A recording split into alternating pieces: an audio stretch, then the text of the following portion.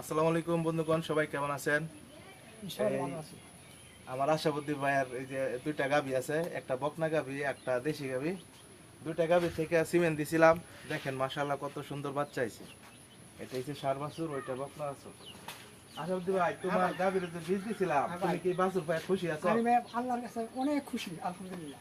খুশি আছো? হ্যাঁ হ্যাঁ ভাই, আমি খুশি আছি। মানে তোমার গাভী তো দুইটা গাভী তো হিটে আইছে না, আবার হিটে আইসা পড়বো। হ্যাঁ, আল্লাহ কেমন বীজ দিতাম এগুলাই নাকি? এমন বীজ দিবা, আচ্ছা। এমন বীজ দিবা, এই সুন্দর বীজ দিবা, বাস এমন বাচ্চা আইলে মনে করো আমরা খুশি। তুমি খুশি আছো? হ্যাঁ ভাই, খুশি। আচ্ছা। তো অ্যাকচুয়ালি বন্ধুগণ, মানে অনেকেই বলে যে আমাকে একটা ভালো বীজ দিবেন, যে আমার তো বরাবর বাছুর আইতেছে, ভালো আসতেছে না, ভালো বীজ দিবেন যাতে আমি একটা ভালো বাছুর পাই।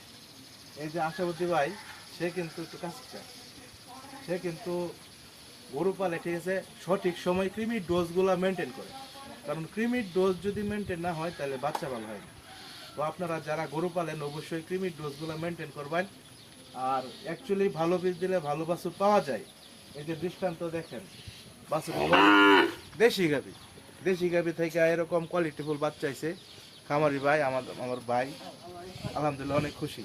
কারণ একটা খামারি যদি খুশি হয় তখন আমার কাছেও ভালো লাগে যে তাদেরকে একটা তৃপ্তি দিতে পারছি, আমার সঠিক সেবাটা মনে হয় দেওয়া হয়েছে। তো সবাই আমার জন্য দোয়া করবেন যাতে সবসময় খামারি ভাইদের পাশে থাকতে পারি, প্রাণী সেবায় সঠিক সময় সঠিকভাবে যাতে নিয়োজিত থাকতে পারি। সবাই আমার জন্য দোয়া করবেন। ভালো থাকবেন। আসসালামু আলাইকুম।